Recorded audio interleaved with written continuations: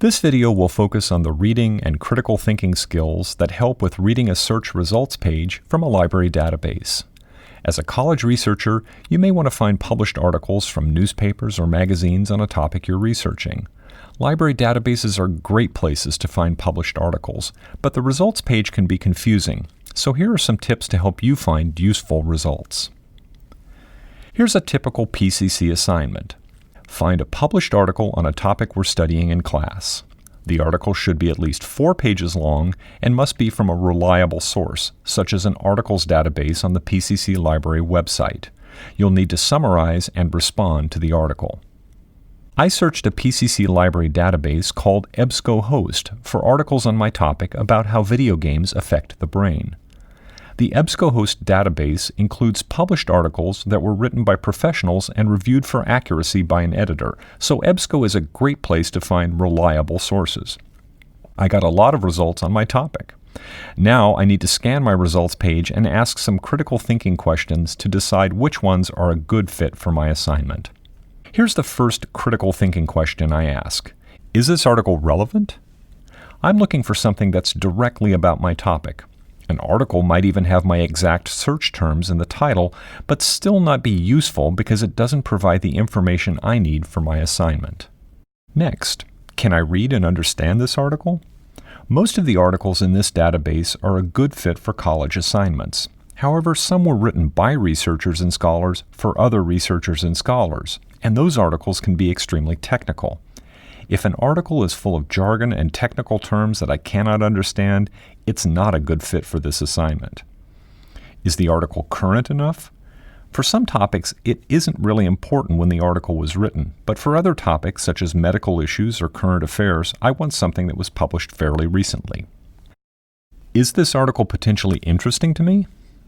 I'm going to have to spend a lot of time working with it, so I should take some time to find something I might really want to read. Finally, is the article the right length, not too short or too long for my current assignment?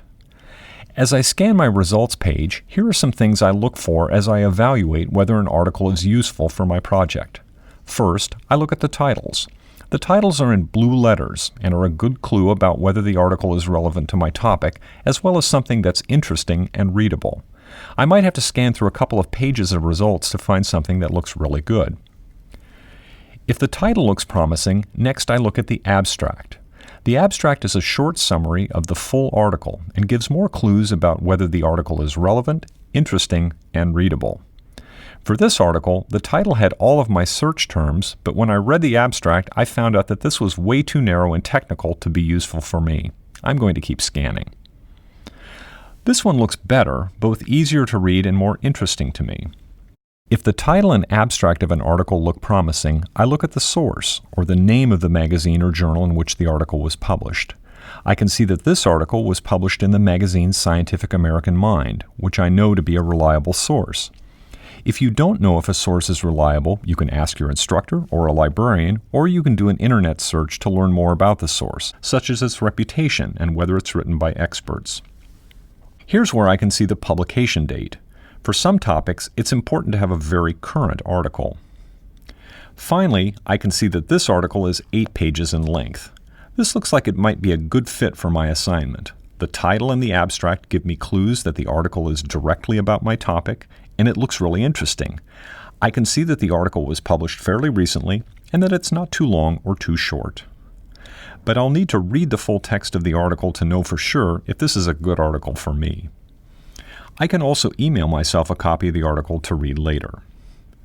To summarize, when I search a library database for articles on my topic, I don't have to read every word of the results page. I can quickly scan through the titles to see what looks relevant, then look at the abstract or summary for clues that the article is directly about my topic, interesting, and readable. I can also see very quickly where the article was published, when it was published, and how long it is.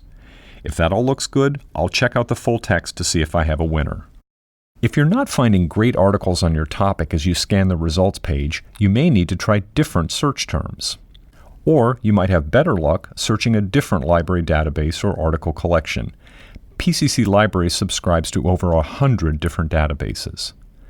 If you could use some help deciding which search terms work best for your topic or which database is most likely to have the information you'll need, just let us know. PCC librarians are happy to help.